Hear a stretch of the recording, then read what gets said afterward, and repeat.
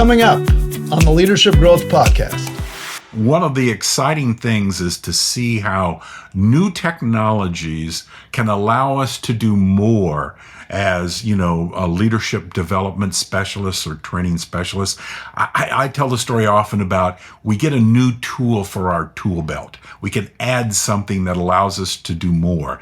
Well, AI to me is a power tool supreme that's going to really reshape not only leadership development, but everything we do at work. And as with any new technology, there's this fear of what's it going to do? Take over humanity? Or is it going to become something that is an incredibly powerful tool that'll change everything that we do in business? I see AI as being a fundamental change that has many benefits, and it's to everybody's benefit if you are a leader to understand as much as you can about it, how to use it as an effective tool, and what to kind of stay away from and be wary of if you're out there and you're encouraging your team members to start to get involved in using these tools that come out daily, dozens of them every day. So that's a little thing that I've learned along the way that, is we're right now, we got a little pinprick. It kind of burst the bubble a little bit, but that doesn't mean it's over. It means it's just in the early stages of beginning. And I think that's exciting for leadership development. And I think it's also exciting for any leader out there that has a team and you're trying to encourage them to try some of these new tools.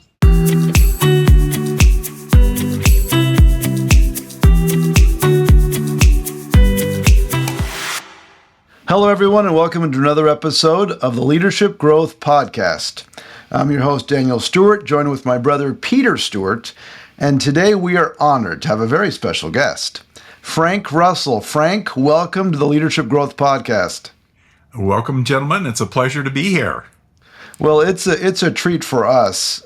So before we dive a little bit more into the topic, and in fact, a memory lane with Frank, that's right, let me just read a brief bio so that everybody can get to know him and all of his tremendous experience here. Frank Russell, CEO of Prositions, Inc., has over 40 years of experience as a speaker, trainer, and talent development professional. He is also a serial entrepreneur, having founded 4 successful HR technology and training content companies. Frank's companies have won numerous awards, including ranking on the prestigious Inc. 500, 5,000 lists of fastest growing companies in the U.S. for 7 consecutive years, 6 years on the Software 500 list, and 14 Stevie Awards for business innovation and excellence. Frank's current organization, Prositions, Inc., is a rapidly growing talent development company and partnered with Stewart Leadership, yes, Stewart Leadership, that's right, in the creation of the all-new Lead Now Leadership course. Again, welcome, Frank. Thank you, Daniel, and thank you, Peter. It's really a pleasure to be here today. I'm excited to talk about leadership and leadership development and some of the things that you guys are doing and that we've been doing in partnership. So exciting times. Well, we're honored to have you, Frank. Thanks for joining. This will be a great episode.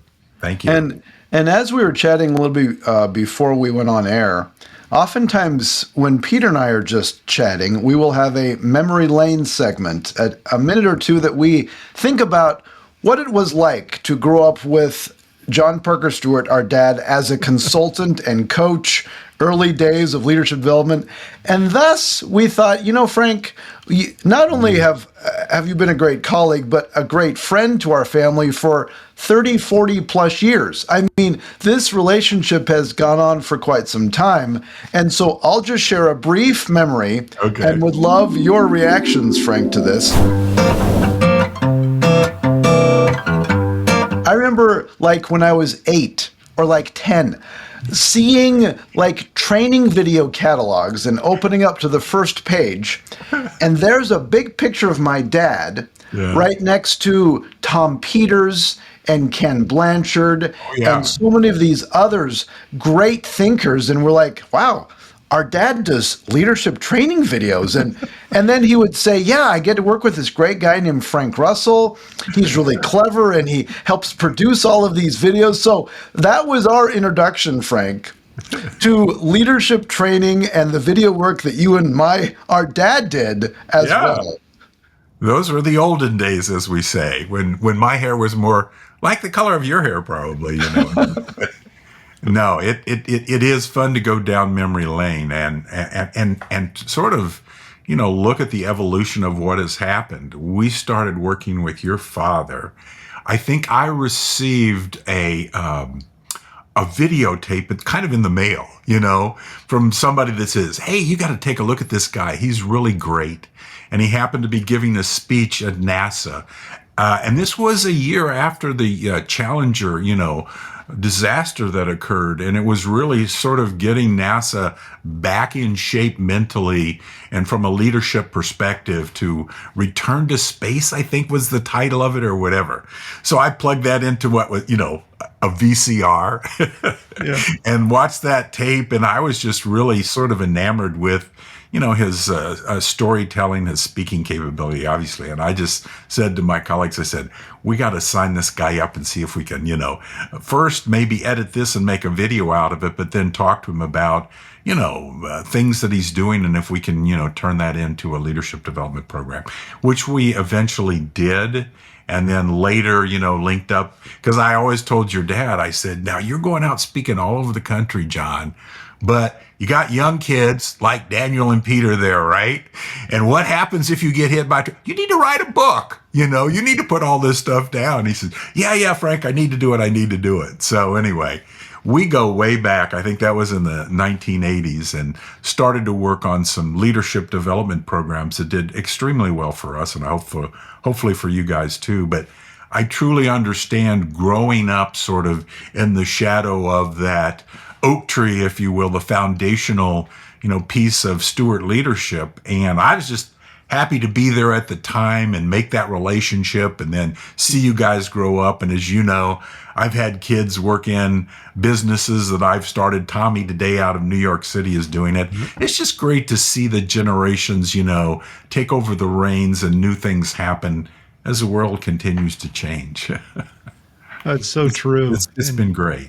Oh, it's been a wonderful relationship, and it was great getting to know Tommy and work with him closely as we just finished reshooting Lead Now videos for the update that's coming out, and so his high level of involvement in that production. So let's dig now a little deeper into some of your experience that you bring. Is you've been able to observe and to watch the training and development field for many years now. And we first were able to partner together back in about 2017 when we first produced the Lead Now course, and you've been distributing those for several years. Mm-hmm. Based on your experience and your observations, where do you see the future of leadership development heading? Where's it trending? Well, that's a great question. And you're right. Having been, that was kind of like the second relationship with, Stewart Leadership when you guys had written the books and come out with the new model, the Lead Now model and everything. And we sort of reconnected. I'd gone off and done some different kinds of things, but, there's exciting things happening today. Change is, moving at warp speed. New technologies are changing everything. And who would have even thought, 5 years ago that something called artificial intelligence would bloom and start to take off and, all the hype and the glory around all of that other stuff would happen. So I think, and this is something that I've tried to do my entire career. I mentioned back when we plugged the tape of your father in it, that was half-inch VHS technology. And having lived through different technology shifts, moving from that was pre-internet, that was even pre-DVD, those kinds of things. One of the exciting things is to see how new technologies can allow us to do more as, a leadership development specialist or training specialist. I tell the story often about we get a new tool for our tool belt. We can add something that allows us to do more. Well, AI to me is a power tool supreme that's going to really reshape not only leadership development, but everything we do at work. And as with any new technology, there's this fear of what's it going to do? Take over humanity? Or is it going to become something that is an incredibly powerful tool that'll change everything that we do in business? And I think there's, some things in the middle there that we have to take a look at. So, yeah, I'm excited about it. I think technology has been one of those things that I've always tried to innovate and push the envelope on. People, I've started multiple companies. Almost all of those have been based on some new evolution of technology that has occurred, like the internet.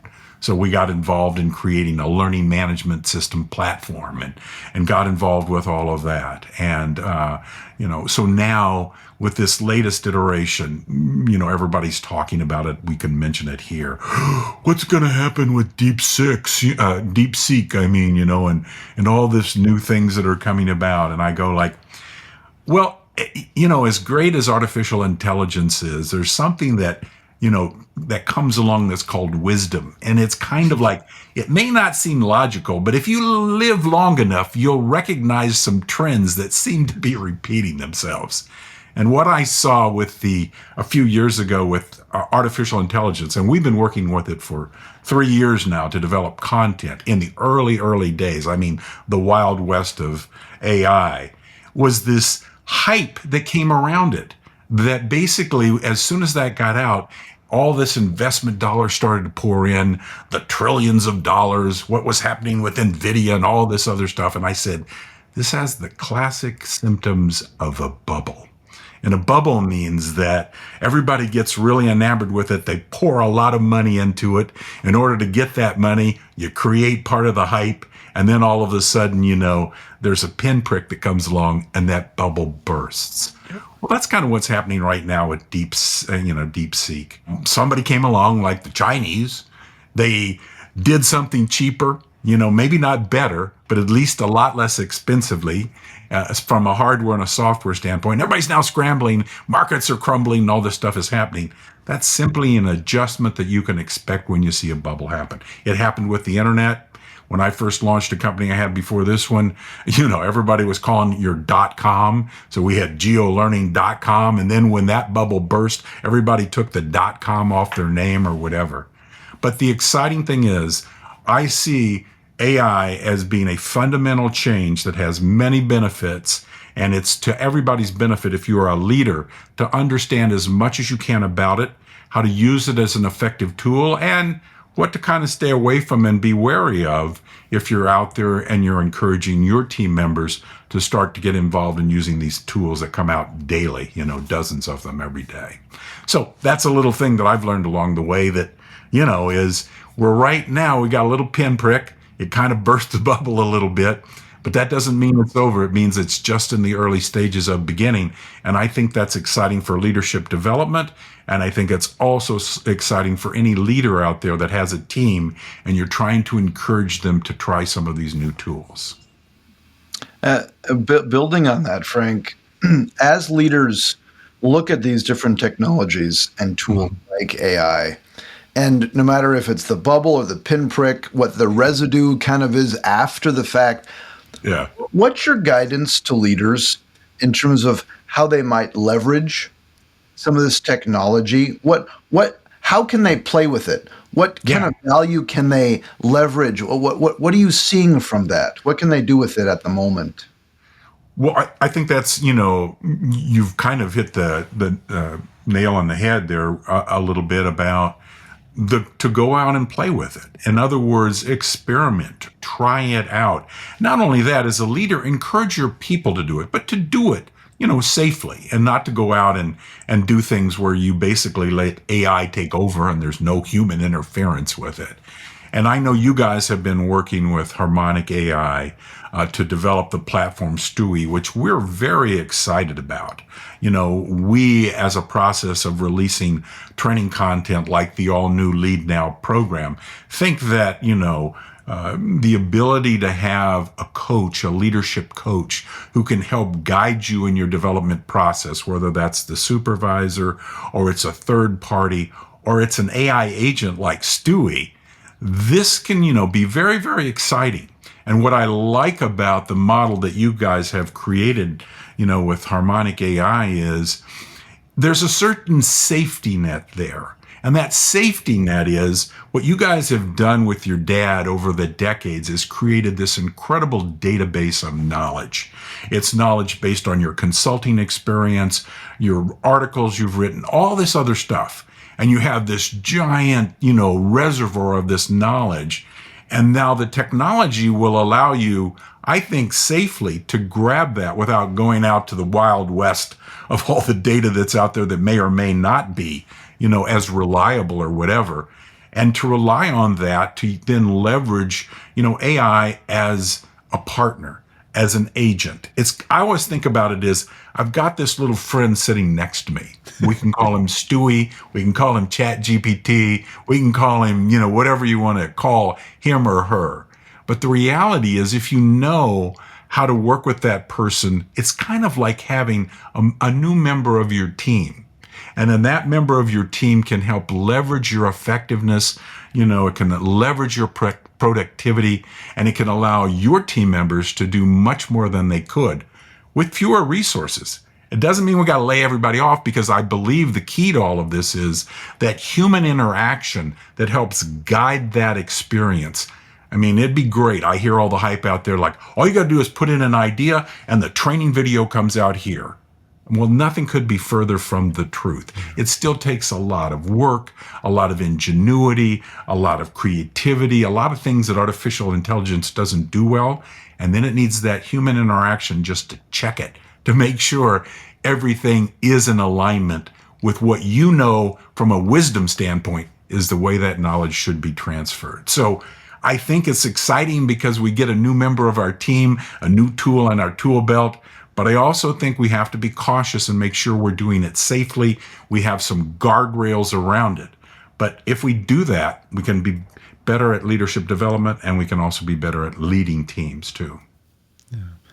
Those are some really excellent points, Frank, as you're talking about the experimentation of trying things out, understanding the parameters, the safe areas that you can play in that might put your, minimize the level of risk associated with that, but then expanding as that comfort level grows. The latter point you were making about that intersection between human interaction and technology. Yeah. And especially when it comes to development and how over-reliance on technology might be problematic. Over-reliance exclusively just on people might be problematic. What advice would you give in terms of finding that balance, that happy medium? Where really can technology help, and where do you continue to need that human touch? That's a good question. I think that, like we've been indicating here, it's time to go and take a little test drive. Let's go out and kick the tires. Let's experiment first and see what we feel the capabilities are. And then we can encourage our team members to go out and experiment with it too. So I think the key here is 3 years ago, when we saw AI just coming on, as a tool that could be used for training video development or whatever, I went out, found a couple of companies and started working with them. One was a company called Synthesia. They've grown like gangbusters. I think they're out of the UK. Another one was a little one out of China that was called HeyGen. And I'll never forget, I was really enamored with the results I was getting by putting text in and getting an avatar to speak back that looked pretty real, And so I kept playing around with that, and I started to create a series of training videos. And halfway through the week, the whole site went down. And there was no way you could contact them. There was nothing you could do. So I'm halfway through a project and I can't finish it. And the only customer support they had out there was a website, like a social media site, where other customers came on and said, well, this is how we fixed this problem. And this is how we fixed this problem. So that was the early days of the Wild West. So I would encourage people to go out and kick the tires, research, learn about it, practice with it. Don't go out and release it to your clients. Don't go put your proprietary, marketing information in the engine yet. Take one of those high benefit areas, but low risk areas. And that's one of the things I think is neat about Stewie, is because it's a high benefit, low risk area. Why do I say that?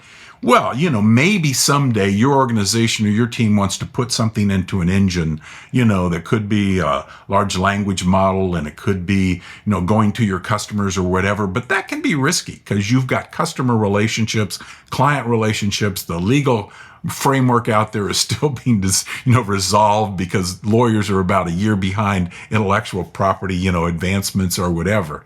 But if you take something that has a well-proven database of knowledge and information, it's been well beta tested, and you start there with your leaders, and then you begin to expand and say, wow, that worked for us. We've experimented now with 6 months or a year.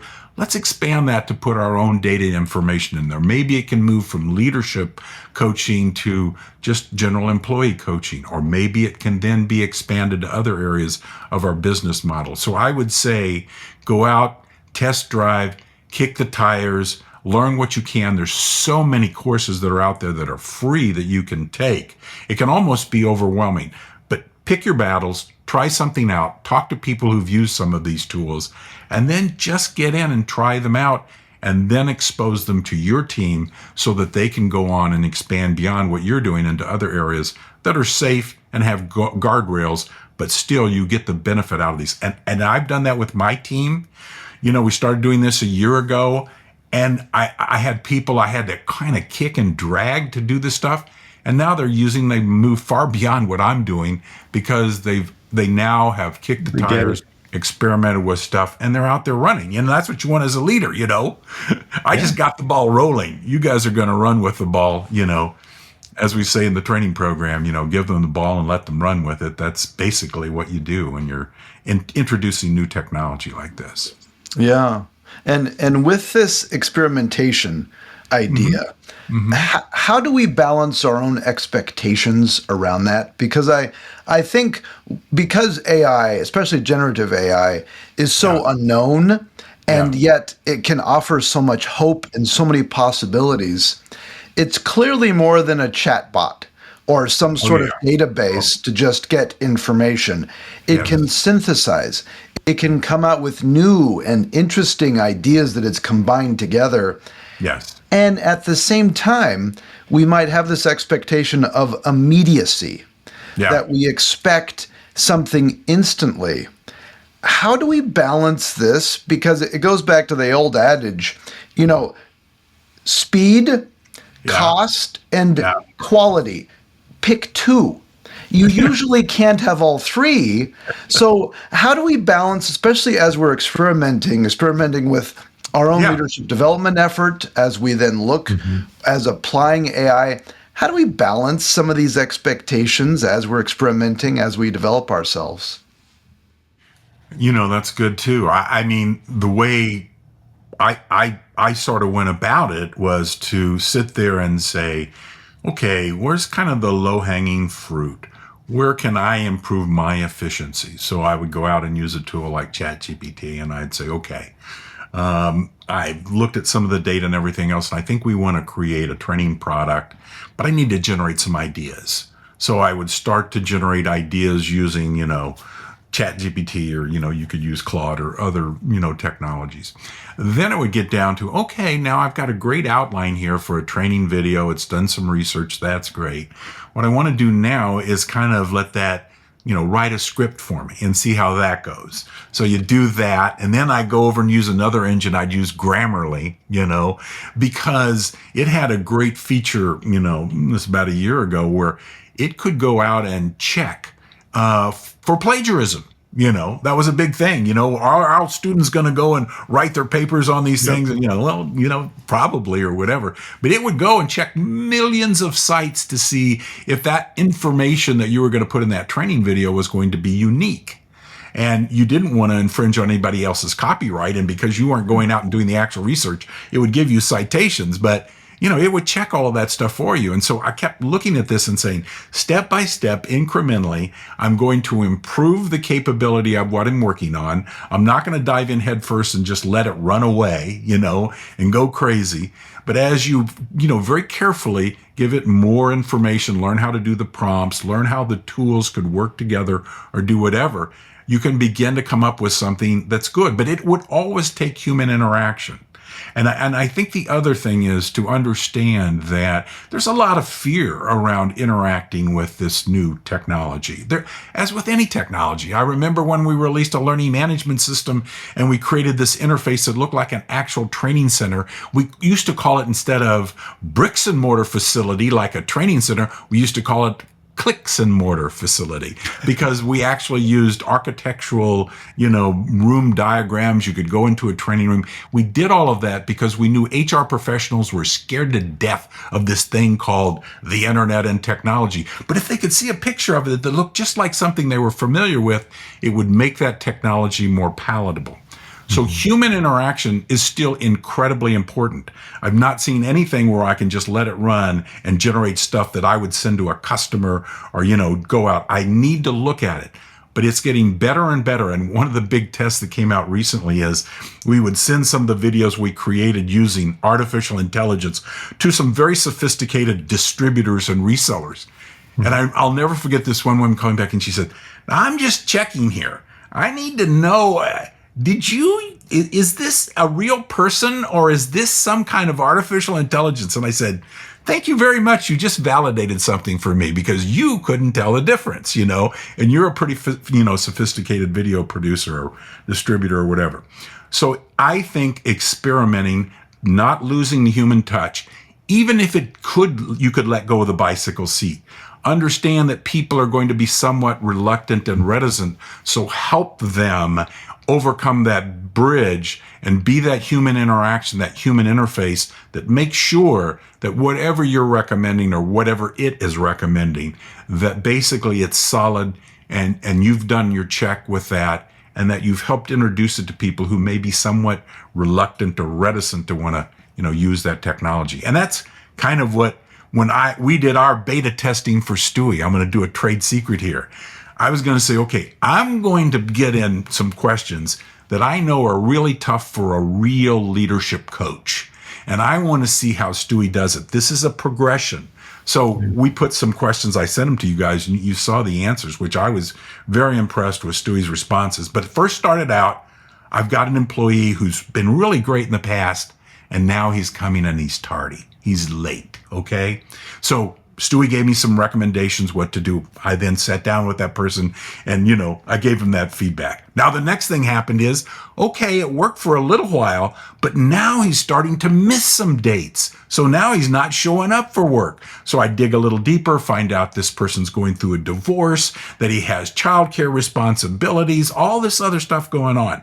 And then finally, I go to a sort of what I call a tertiary stage to say, okay, how nice is Stewie going to be, or when is Stewie going to say, you better bring in legal and HR here because we're stepping into some stuff. And by gosh, it did it, because I said, and now I had my meeting with him. I had a conversation and I smelled alcohol on his breath, So when you do that sort of thing and you test those engines out and you come back and say, you know what, that did just about as good as I would have done if I was a coach.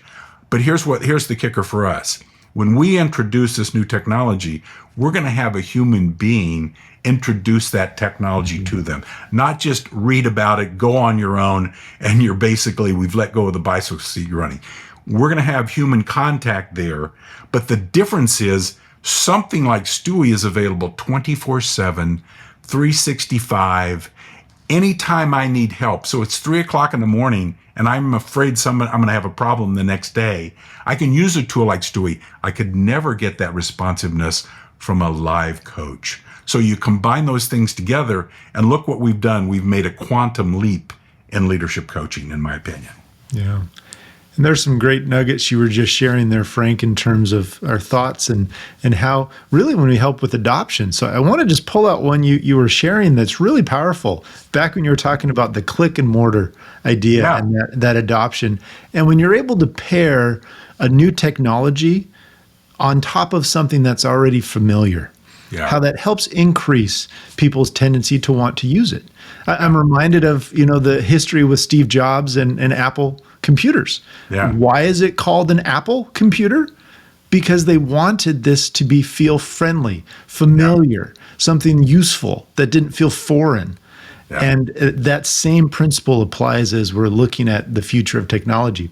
So we've talked about AI a lot. Yeah. and lots of opportunities. I want us to just pivot a little bit to talk about this area of development that has come up quite a bit over the last few years, but not everybody has heard of it. And it's this idea of nanotechnology, nano-learning. I know this is a field that you've really gotten deep into. Can you share a little bit more about what's meant by that and how leaders might be able to leverage that? Sometimes people call me Mr. Nano, and so if you understand the history behind this a little bit, there's a memory lane thing. Several years ago, we introduced with the Lead Now model, the original one in 2017, what we called micro-learning. And that was right at a time when YouTube was, taking off and becoming, so popular, and it eventually became what I think is kind of the greatest training site there is, where if you have any issue, you can go out there. If you want to cook something, fix a dishwasher, whatever it is, you can get all that information there. But so we were pioneering with that program, micro-learning.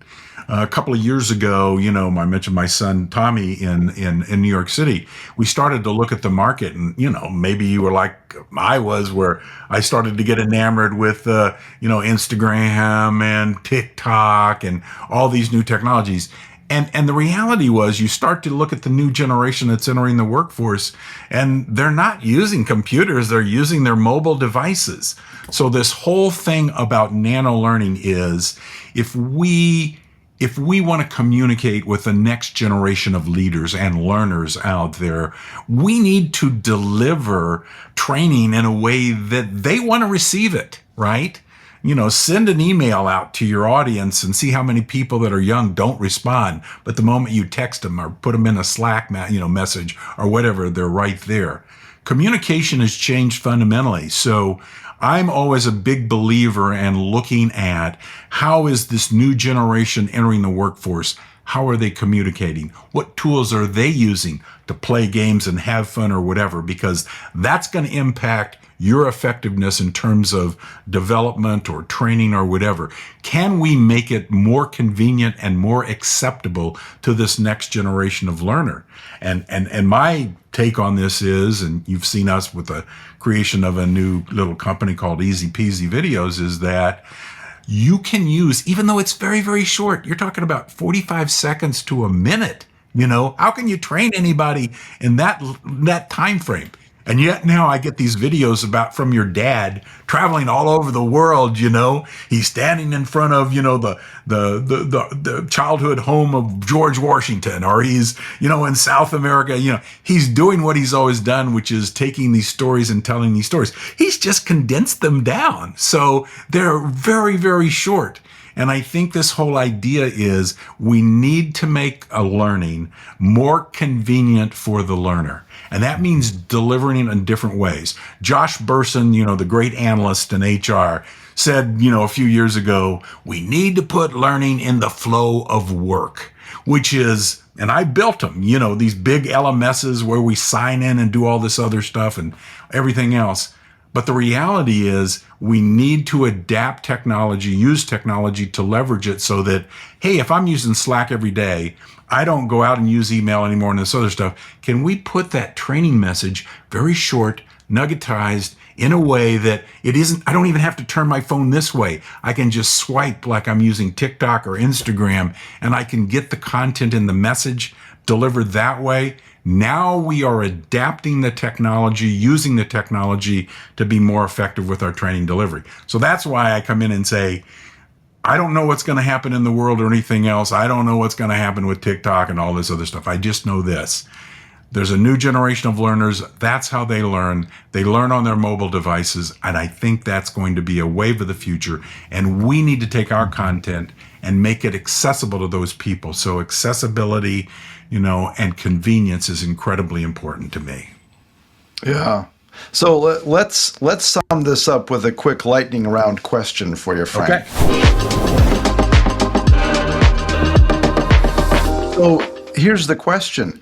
What's the one thing that a leader can do to leverage some of this new emerging technology, AI, et cetera, to best help themselves develop? What's the one thing they can do? Well, I think, we've kind of stated it, or at least danced around it here. I think that is to get out and learn everything you can, especially about some of these new tools like artificial intelligence and how to adapt those to make you more, effective, to make you more effective. And to me, one of the things I saw when I started to do this a few years ago was I've got to get my team, comfortable with it. I got to get them experimenting with it, because I think when they get into it, they're going to remember the old commercial about tomato juice. I should have had a V8. They have this aha moment. And I saw it happen to Robin, who's the president of our organization. I've seen it happen to Jill, who's the head of marketing and sales.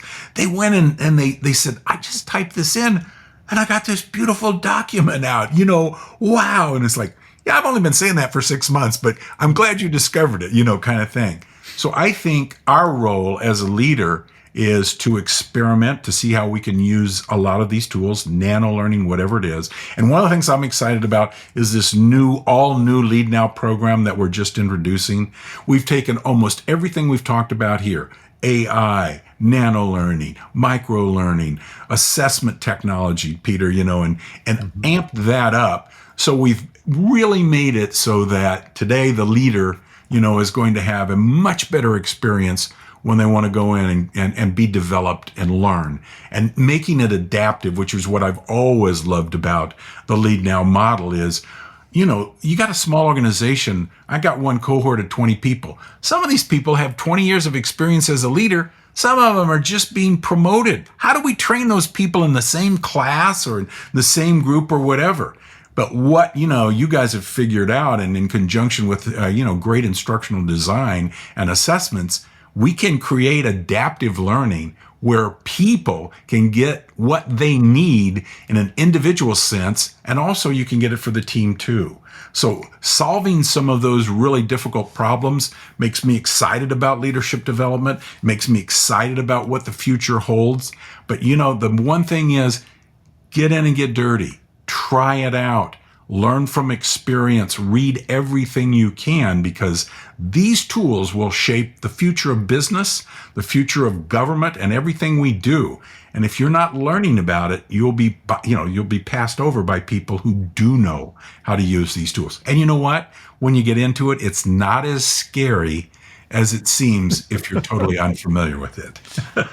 Oh, that's well stated. Frank, thank you so much for being a guest on the Leadership Growth Podcast today. It's been a pleasure.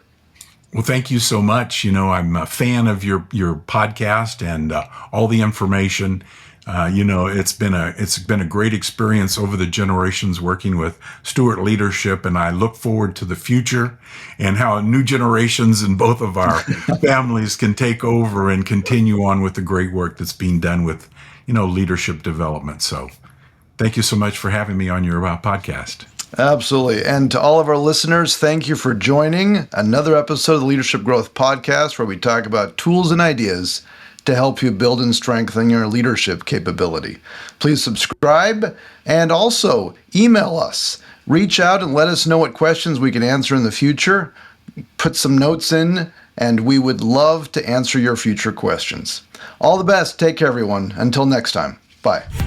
If you like this episode, please share it with a friend or colleague. Or better yet, leave a review to help other listeners find our show.